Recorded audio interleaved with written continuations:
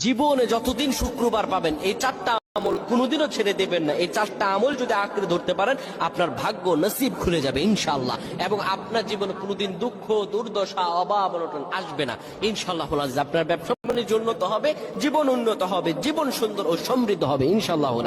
জীবনে কোনোদিন এটা আপনারা ছাড়বেন না। বৃহস্পতিবার সূর্য অস্ত যাওয়ার পরই বৃহস্পতিবার রাত থেকে শুক্রবার শুরু হয়ে যায়। আর শুক্রবার যখন শুরু হয়ে যায়, এক নম্বরে আপনি যেটা করবেন সেটা হলো দুরুদ।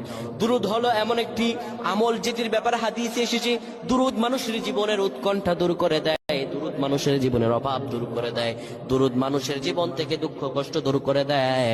দুই নম্বরে শুক্রবার ফজর নামাজ কোনোদিনও ছেড়ে দেবেন না। তিন নম্বরে যে আমলটা বলবো এই আমলটা নিজের জীবনের জন্য ফরজ করে নিবেন। শুক্রবারে সূরাতুল কাহাফ ছেড়ে দেবেন না। নবীজি বলেন প্রত্যেক শুক্রবারে যে ব্যক্তি সূরাতুল কাহাফ তেলাওয়াত করবে কিয়ামতের ময়দানে এই সূরাতুল কাহাফ তার জীবনে তার জন্য নূরের আকৃতি হয়ে যাবে। এই সূরাতুল কাহাফ তাকে যে ব্যক্তি পুরাটা পড়বে জমিন থেকে আসমান পর্যন্ত নূর হয়ে যাবে। যে ব্যক্তি অর্ধেকটা পড়বে, প্রথম 10 আয়াত শেষ 10 আয়াত পড়বে, তার মাথা থেকে পা পর্যন্ত নূর হবে।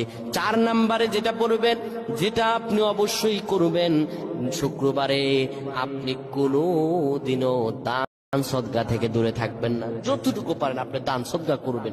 অবশ্যই আগে আগে মসজিদে চলে যাবেন এবং দান সদকা করবেন।